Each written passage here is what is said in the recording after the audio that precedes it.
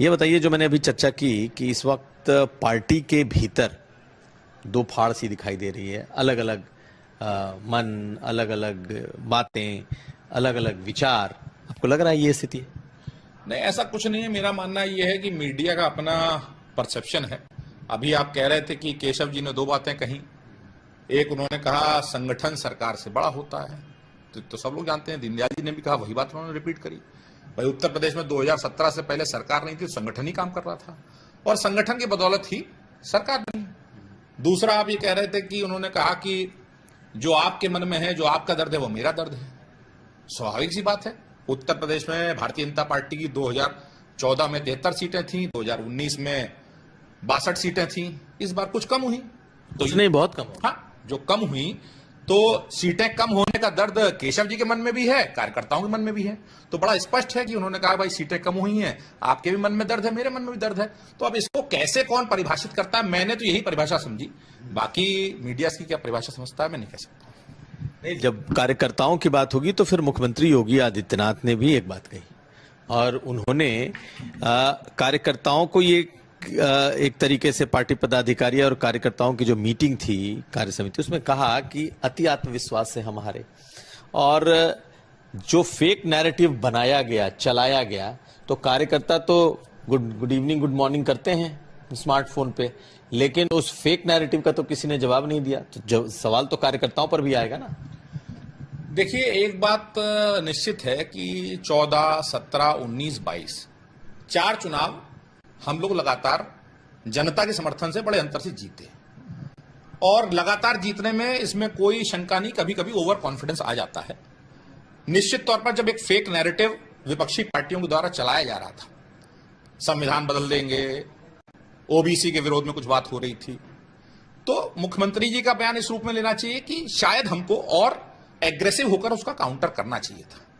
मैंने अभी एक बैठक में एक चर्चा करी थी, मुख्यमंत्री जी से कहा था कि आप ध्यान करिए कि विधानसभा चुनाव 2022 से ठीक पहले हमारे कानपुर बुंदेलखंड क्षेत्र में ही एक माफिया ने पुलिस के कई लोगों की हत्या कर दी थी। बाद में पुलिस के एनकाउंटर में वो माफिया नहीं जीवित रहा, तो चांस की बात, वो माफिया हमारी जाति के थे। तो मेरी जाति के बहुत लोगों ने बहुत सारा रिएक्शन दिया, बहुत आंदोलन शुरू हो गए कि इतनी बड़ी घटना, एक साथ इतने ब्राह्मणों की हत्या हो गई। लेकिन मैंने देखा कि उस समय भारतीय जनता पार्टी के जितने भी कार्यकर्ता थे जो मेरे समाज थे, वो आगे बढ़कर आ गया और एक आगे अपराधी कोई जात नहीं होती। और आपने देखा 2022 के चुनाव में मेरे समाज का 90% वोट भारतीय जनता पार्टी को मिला। तो निश्चित तौर पर जैसे ये ओबीसी एससी का ये सब विषय चल रहा था, तो कौन नहीं जानता कि उत्तर प्रदेश में समाजवादी पार्टी की जब सरकार रही तो सब लोग जानते हैं ओबीसी के पूरे हिस्से की नौकरी समाजवादी पार्टी जो है वो एक जाति को दे रही थी और वो दे भी रही थी तो अटैची लेकर दे रही थी। अगर जमीनें कब्जा होती तो एससी ओबीसी वर्ग की ही ज्यादा होती थी। तो उनका शासन सब हम देख चुके थे। तो हम लोग ये नहीं मान रहे थे कि इनका नैरेटिव कुछ असर करेगा। लेकिन कुछ डीप फेक वीडियो आए, अमित शाह जी का वीडियो आया और भारतीय जनता पार्टी के भी एक दो लोगों ने अति आत्मविश्वास बयान दे दिया संविधान संबंध में, तो वो एक नैरेटिव चला गया और जो हम नहीं समझ पाए। तो मेरा मानना ये है कि ये जो एक नई आजकल आर्टिफिशियल इंटेलिजेंस और ये सब टेक्नोलॉजी आ गई है, तो इनको भी आगे बढ़कर हम काउंटर करेंगे और रास्ता निकालेंगे। तो यही पॉजिटिव रूम है मुख्यमंत्री जी का हो रहा। प्रशांत, मेरा सवाल प्रांशु जी आपसे बहुत सीधा है, क्योंकि जब समय सबको पता है जो संगठन सरकार के बीच में एक कश्मकश और आप जो कह रहे नैरेटिव बनाया जा रहा है, अभी से कुछ दिन पहले लोकसभा चुनाव हुए।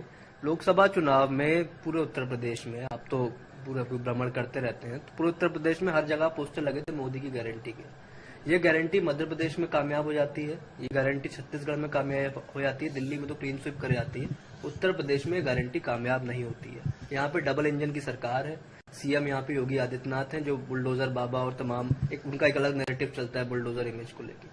तो इतना डबल पावर होने के बावजूद यहाँ पर आपकी पार्टी उस तरह से परफॉर्म नहीं कर पाई। बाकी जगह पे भी विपक्षी पार्टी चुनाव लड़ रही थी, यहाँ पर भी लड़ रही थी। तो यहाँ पर क्या आप लोगों को कमी दिखी? क्या केंद्र की तरफ से उतनी मदद नहीं मिली या स्टेट के लीडर्स उतना एक्टिव नहीं रहे? देखिए, भारतीय जनता पार्टी जहां कहीं भी जीतती है, जैसे मध्य प्रदेश हम लोग क्लीन स्वीप किए, गुजरात किए, हम लोग उड़ीसा में क्लीन स्वीप किए। तो जब क्लीन स्वीप हो या पीछे आए हों, कलेक्टिव लीडरशिप की हमारी पार्टी बात करती है।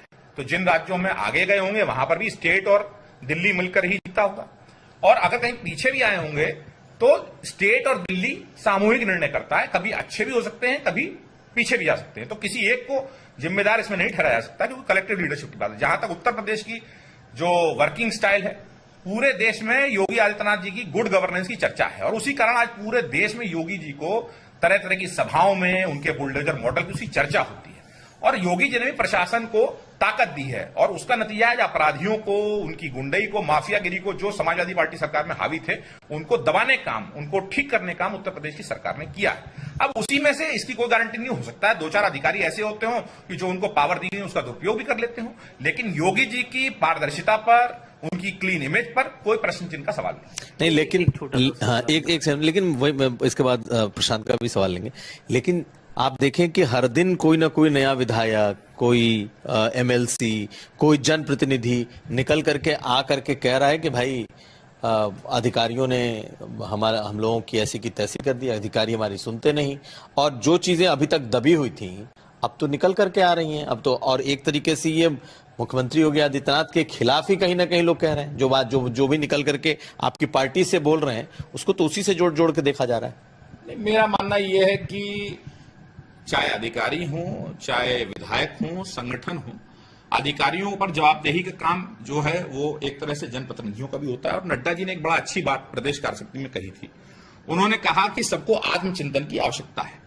तो मेरा यह मानना है कि चाहे विधायक हों, कार्यकर्ता हों, सब एग्रेसिव तरीके से लगेंगे।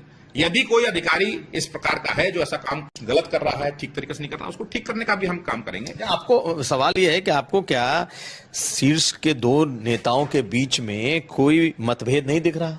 क्या आपको नहीं लगता है कि शीर्ष की जो लड़ाई है केशव जी और योगी जी के बीच में ये अब खुल करके आ गई है? नहीं, मुझे ऐसा नहीं लगता है। केशव जी भी पार्टी के पुराने कार्यकर्ता रहे हैं, प्रदेश के अध्यक्ष रहे हैं, वर्तमान में डिप्टी सीएम में लगातार हैं, और पार्टी में उनकी लंबे समय की सेवा है। और मुख्यमंत्री जी भी पार्टी के लिए एक क्लीन इमेज के नेता के रूप में, एक पार्टी के लिए उपलब्धि के रूप में लगातार रात दिन लगे रहते हैं, सेवा करते रहते हैं। उनकी इमेज की नीचे तक और पूरे देश में चर्चा है कि ऐसी उनकी इमेज है। तो निश्चित तौर पर दोनों का सदुपयोग भारतीय जनता पार्टी ने पहले भी किया है, और कार्यकर्ता दोनों के नेतृत्व में आगे भी काम करेंगे। मेरा एक सिंपल सा सवाल था, मैंने जो लोकसभा को लेके पूछा उसका ही मैं कंटिन्यू करना चाहता हूँ उस सवाल को, कि ऐसा तमाम सर्वेज आए पोस्ट इलेक्शन जिसमें कहा गया कि बीजेपी से गैर यादव और गैर जाटा वोट उस तरीके से बीजेपी के साथ लामबंद नहीं हुआ जैसे 2014, 17, 19 और 22 में हुआ था। तो ऐसा कहा जा रहा है ओबीसी का इतना वोट अगर छूट गया, दूसरे दल जो आपके सहयोगी दल है प्रेशर डाल रहे हैं, तमाम बयान अनुप्रिया पटेल के भी आए, उसके बाद संजय निषाद का भी बयान, हर एक दल अपना बयान दे रहा है। आज की स्थिति में अगर आपको ओबीसी वोट और दलित वोट वापस लाना है तो आपको लगता है 2027 में क्या योगी आदित्यनाथ की लीडरशिप में बीजेपी को चुनाव लड़ना चाहिए, कि अब ऐसा जो एक चर्चाएं चल रही हैं कि ओबीसी पर फोकस बढ़े और दलित पर फोकस बढ़े, उसके साथ जाना चाहिए? देखिए, ऐसा है 27 में भी बहुत समय है।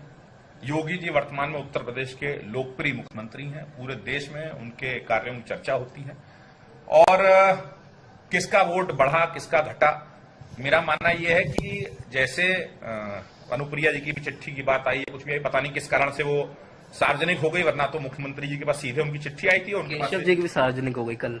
तो और उसका जवाब भी जो है उत्तर प्रदेश सरकार ने, जो अनुप्रिया जी की चिट्ठी थी उसमें विस्तार से बता भी दिया। देखिए, ऐसा है, ये समाजवादी पार्टी और दूसरे दलों का एक चक्र है। भारतीय जनता पार्टी राष्ट्रवाद और हिंदुत्व की बात करती है, और उसको काउंटर करने की इनकी एक ही तरीका है, वो ये है कि जाति में, अगड़े पिछड़े में भारतीय जनता पार्टी को बांटो। और कभी भी ऐसा होता है कि कभी बढ़ते हैं तो हम पीछे आते हैं, और जब भी यूनाइट रहते हैं। ये बात ठीक है कि भारतीय जनता पार्टी हर वर्ग को प्रतिनिधित्व देती है, जिससे कोई भी वर्ग ये महसूस ना करे कि उसकी बिरादरी के नेता हमारे दल में नहीं। लेकिन भारतीय जनता पार्टी बहुत ज्यादा जातिवाद और बंटवारे की राजनीति बिल्कुल नहीं करती है। तो हमारा फोकस वही रहेगा जो पहले करते थे, राष्ट्रवाद और हिंदुत्व उस पर काम करते थे, उसी पर आगे बढ़े। नहीं, लेकिन अभी प्रदेश अध्यक्ष दिल्ली गए थे और बाकायदा उन्होंने अपनी रिपोर्ट सौंपी, और रिपोर्ट की जो बातें निकल करके सामने आई उसमें आया कि भाई अधिकारियों की मनमानी, सबसे पहले जो पॉइंट निकल करके आए वो मनमानी, बाकी बहुत सारी बातें निकली। तो आपको लगता नहीं है कि लगातार दो बातें यहां से निकल रही हैं? संगठन से बात अलग कही जा रही है, सरकार की बात अलग है, और वो तो कार्य समिति में ही दिख गया कि किस तरीके से केशव जी ने जो बात कही और किस तरीके से मुख्यमंत्री जी ने उसका जवाब दिया। देखिए, मेरा मानना यह है कि भूपेन्द्र जी ने पूरे प्रदेश में निश्चित तौर पर पार्टी का काम करने का एक तरीका है। यदि इस बार सीटें कम हुई तो निश्चित तौर पर उन्होंने कार्यकर्ताओं की ओपिनियन ली, ओपिनियन में सबने अपनी बात कही होगी, जिसको जो शिकायत रही होगी, लोकतांत्रिक पार्टी ऐसे ही काम करती है, उन्होंने अपनी बात कही होगी और निश्चित तौर पर जो शिकायतें हैं, जो बातें आई हैं, वो प्रदेश अध्यक्ष के पास भी गई हैं और प्रदेश अध्यक्ष जी ने राष्ट्रीय अध्यक्ष जी को भी बताया होगा और उसमें आगे जो भी मुझको लगता है सुधार की गुंजाइश होगी, भारतीय जनता पार्टी उसको अपनाएगी और आगे बढ़ेगी। कोई अब जैसे मैं अगर अपने आप का उदाहरण दूं तो मैं एमएलसी भी हूं और यूथ का अध्यक्ष भी हूं, तो अब मैं कहूं मेरा एक हाथ ये या सही है, एक हाथ, आखिरकार कुल मिला के दोनों के समन्वय से ही भारतीय जनता पार्टी यहां पहुंची और आगे भी सरकार और संगठन मिलकर ही मजबूती से काम करेंगे। लेकिन सरकार और संगठन के सुर तो अलग अलग हैं, सरकार की बात अलग है, संगठन का सुर अलग है। नहीं, मुझे ऐसा नहीं लगता है। उन्होंने हर व्यक्ति अपनी बात कहता है और हर व्यक्ति अपने अंदर, जैसे नड्डा जी का आत्मचिंतन करता है, सरकार के लोग भी मुख्यमंत्री जी के नेतृत्व में क्या सुधार करना चाहिए वो करेंगे और संगठन भी और अच्छा कैसे काम कर सकता है वो करेगा। शांत। मेरा बेसिकली सवाल वही था कि आप इस बात को अभी इस बात को नहीं मान रहे हैं कि बीजेपी के अंदर इंटरनल डिफरेंसेस हैं, लेकिन आपके विधायक, कुछ दिन पहले जौनपुर के एक विधायक का वीडियो आया और आपके पूर्व मंत्री मोती सिंह, वो तो इस बात को कैमरे पर ही कह बैठे कि इतना करप्शन तो हमने देखा ही नहीं। तो आपको साफ साफ क्लियर, जब सोशल मीडिया से लेकर मीडिया आती, सड़क तक पे दिख रही है चीजें, आप कह रहे हो कि ये विपक्ष के आपके लोग ही बोल रहे हैं, ये तो आपके लोग फैला रहे हैं। आप देखिए, मैं ये नहीं कहना चाहता हूं कि मोती सिंह जी ने किस कारण कहा होगा, हो सकता है कोई अधिकारी से उनका पाला पड़ गया हो जिसने ऐसी कोई हरकत करी हो। बाकी मुझे याद है कि मोती सिंह जी भी 17 से लेकर और 22 तक उत्तर प्रदेश सरकार के वरिष्ठ मंत्री रहे हैं और उन्होंने भी उत्तर प्रदेश सरकार में कुछ अच्छा काम किया होगा, तभी 22 में हम लोग सरकार में लेके आए, उन्होंने मंत्री रूप में अच्छा काम किया होगा। तो मेरा मानना है पॉजिटिव रूप में लेना चाहिए, कहीं कोई त्रुटि होगी, कमी होगी, उसको सुधार करके हम लोग आगे बढ़ेंगे। आपको इस वक्त बीजेपी के भीतर कोई डिफरेंसेस नहीं दिखाई दे रहा उत्तर प्रदेश में? संगठन और सरकार दोनों अलाइंड हैं, दोनों एकदम एक राह पर हैं, दोनों आपस में मिलकर के काम कर रहे हैं?